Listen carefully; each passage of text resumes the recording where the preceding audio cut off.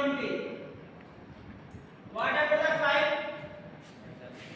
What about the 5? 5 is less than the parent node element or root node element 10. So it is in the left side. So it is in the left side. What about the 15? 15 is the less than the 20. So it is in the left side. Left to 20 కంటే పెద్దగా ఉంటే right side వస్తుంది. What about the 25? It is the greater than the 20. ఇక్కడ parent node element ఏంటి? 20. 20 కి right side వస్తుంది.